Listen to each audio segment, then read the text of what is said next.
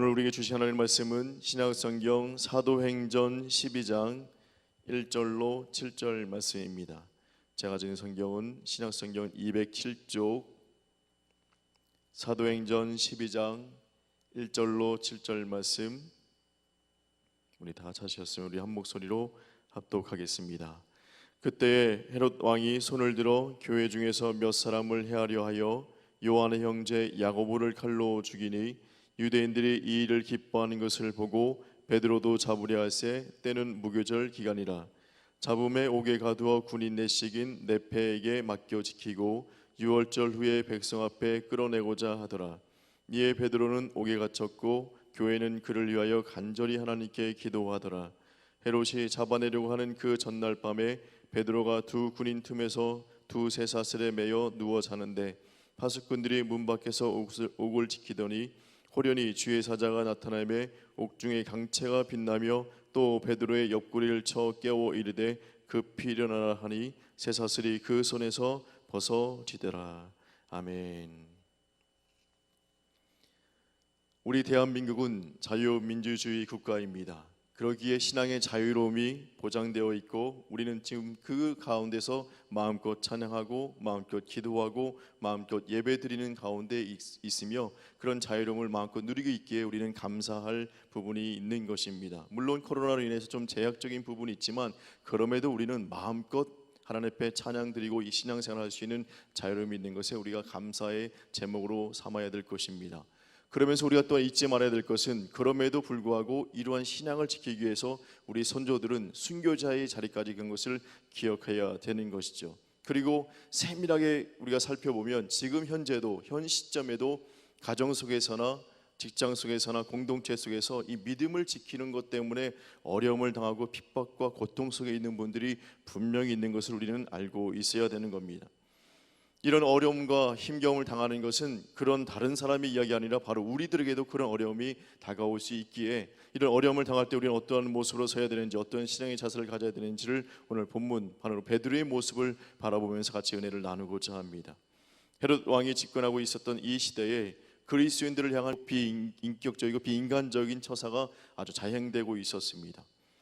헤롯 왕은 정치적 입지를 세우기 위해서 그리스도인들을 하나의 수단으로 삼고 있습니다. 그리하여서 이런 오늘 본문 말씀에는 요한의 형제 야고보를 칼로 죽이게 되어지고 그것들을 자신들과 함께 동조하고 있는 유대인들이 기뻐하는 모습을 바라보면서 베드로도 죽이려고 지금 잡아들여서 감옥에 갇혀 놓고 있습니다. 베드로는 공권력의 이 강압적인 형태가 벌어질 때에 베드로는 어떠한 모습으로 대처하고 있는지를 같이 살펴보고 은혜를 나누고자 하는데요. 첫 번째는 이 베드로는 바로 유연한 모습을 가지고 있고 침착하게 아주 행동하고 있었다는 것입니다. 그로 인하여서 이는 마음이 편안한 가운데 깊은 단장까지 이루고 있는데요. 그 사람이 이렇게 침착하게 행동할 수밖에 없었던 이유가 있었습니다. 그것은 바로 뭐냐면 이 정치인들, 자신들을 끌고 왔던 그 군인들과 자신들을 가두었던 정치인들의 그 생각들이 뜻이 변하지 않을 것을 베드로는 알고 있었습니다. 베드로가 소리 지르고 발버둥 치고 왜 이런 비인격적이고 비인간적인 처사를 나에게 행하고 있습니까? 이런 말도 안 되는 공권력을 행사하고 있습니까? 아무리 소리 지른다 할지라도 이 사람들의 뜻이 변하지 않을 것을 베드로는 정확히 알고 있었기에 그들 앞에 잠잠할 수밖에 없었습니다. 이것은 힘이 없어서가 아니라 지혜로운 가운데 행동하고 있는 것이죠. 디도서 3장 10절에는 이단에게 속한 사람들에게 어떻게 우리가 행동해야 되는지를 바라보면서 이야기하면서 우리들이 이 땅 가운데 살아갈 때 어떠한 모습을 가지고 있어야 되는지를 잘 말씀하고 있는데요. 이단에 속한 사람을 한두 번 훈계한 후에 멀리하라. 만약에 우리가 한두 번 훈계했을 때 그 사람들이 돌아온다면 감사할 일이지만 그럼에도 그 뜻을 변하지 않고 이단에 속해 있는 사람들에게는 멀리할 필요성이 있다는 것입니다. 베드로는 이것을 너무 잘 알고 있었습니다. 자신이 아무리 소리 지르고 협박하고 발버둥을 친다 할지라도 이 사람들, 자신 잡고 있는 사람들의 뜻이 변하지 않을 것을 알고 있었기에 침착하게 행동하고 있었던 것입니다. 이 땅 가운데 살아갈 동안에 우리가 수많은 어려움 당하는 그 순간순간에 있을 때마다 우리는 그것에 즉각 반응하는 것이 아니라 이런 침착한 모습이 우리에게 있어야 되는 것입니다. 그런데 베드로는 왜 이렇게 침착할 수 있었을까? 자신의 연약한 때문에, 나약한 때문에 그것이 아니라 그에게는 바로 믿음의 소망이 견고히 세워져 있었기에 의연함으로 침착한 모습을 가지고 있었다는 것입니다. 고린도후서 4장 18절에는 우리가 잠시 받는 환난에 경한 것이 지극히 크고 영원한 영광에 중한 것을 우리에게 이루게 함이니 우리가 주목하는 것은 보이는 것이 아니요 보이지 않는 것이니 보이는 것은 잠깐이요 보이지 않는 것은 영원함이니라. 로마서 8장 18절에는 생각하건대 현재의 고난은 장차 우리에게 나타날 영광과 비교할 수 없도다라고 말하고 있습니다. 요한계시록 22장 20절에는 아멘 주 예수여 오시옵소서라고 마라나타라고 신앙의 선배들이 고백하고 있습니다. 그리고 오늘 본문에는 바로 5절 말씀에는 하나님께 모여서 기도하였다라고 이야기합니다. 베드로에게는 영원한 나라를 바라보고 있는 믿음의 소망이 있었기에 흔들리지 않는 모습으로, 겸연한 모습으로, 침착한 모습으로, 유연한 모습으로 그 모든 것을 대처하고 있었다는 것입니다. 죽을 수도 있었습니다. 그러나 그 죽음 뒤에, 그 죽음이 끝이 아니라 죽음 뒤에 있는 그 소망을 바라보고 있었기에 이 사람은 침착한 모습으로 마음의 평안을 유지하고 있었다는 것입니다. 베드로는 또한 이 어렵고 힘겨운 상황 속에 베드로는 예수님의 행하심, 즉 어려우면 어려울수록 예수님에게 더욱 집중하는 모습, 예수님을 닮아가는 모습으로 살아가고 있었다는 것입니다.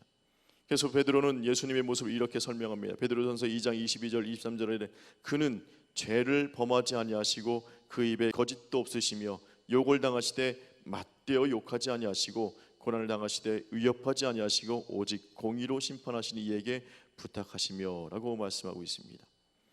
또한 베드로는 겟세마네 동산에서 있었던 예수 그리스도의 그 믿음의 모습이 무엇인지를 정확히 알고 있었습니다. 자신을 잡으려 왔던 수많은 군졸들에게 예수님께서 말씀하십니다. 누가복음 22장 53절 말씀, 내가 날마다 너희와 함께 성전에 있을 때에 내게 손을 대지 아니하였도다. 그러나 이제는 너희 때요 어둠의 권세로다 하시더라. 이 말씀 속에는 예수님께서 너희들이 나를 지금 잡으려고 때가 되어서 온 것 같으나 그 모든 것은 하나님의 주권과 하나님의 구원의 계획 속의 일부분이다라고 말씀하고 있는 것이죠. 베드로는 잘 알고 있었습니다. 예수님께서 어떤 잘못도 없으심에도 불구하고 채찍질을 맞으시고 고난받으시는 그 가운데서도 조용한 가운데 그 모든 것을 감내하고 있는 모습, 그 이유가 분명히 무엇인가, 바로 겟세마네 동산에서 이 선포를 통해서 알게 되었던 것이죠. 모든 것이 하나님의 구원 계획 속에, 하나님의 계획 속에, 하나님의 손길 속에, 하나님의 손 안에 모든 것이 있음을 깨닫게 된 그 베드로는 어렵고 힘겨운 순간순간마다 예수님의 행적, 예수님의 마음, 예수님의 이 믿음을 본받기 위해서 힘썼고 자신의 감옥에 있음에도 불구하고 예수님처럼 침착하고 평안을 유지할 수 있었던 것입니다. 이런 모습 서 있는 베드로를 하나님께서는 지극히 바라보시며 그 믿음을 가진 그 베드로를 다시 한번 살려주시고 사명제로 삼아주심으로 이 땅 가운데 귀한 믿음의 일을 일으키는 귀한 사명제로 삼아주신 것입니다. 사랑하는 성도님들, 우리는 이 땅 가운데 살아갈 동안에 지금 현재 어찌 보면 이 신앙적인 제약을 겪고 있는 것이 현실 속에 있습니다. 그럼에도 불구하고 우리가 감사할 것은 우리는 자유민주주의 국가 속에서 지금 신앙의 자유를 누리고 있는 것이죠. 그러나 살아가는 순간순간마다 작고 큰 어려움이 분명히 다가올 것입니다. 그럴 때 이 베드로의 지혜로움이 우리의 지혜로움 되어야 될 줄로 믿습니다. 현재가 끝이 아닙니다. 영원한 소망이 우리에게 있습니다.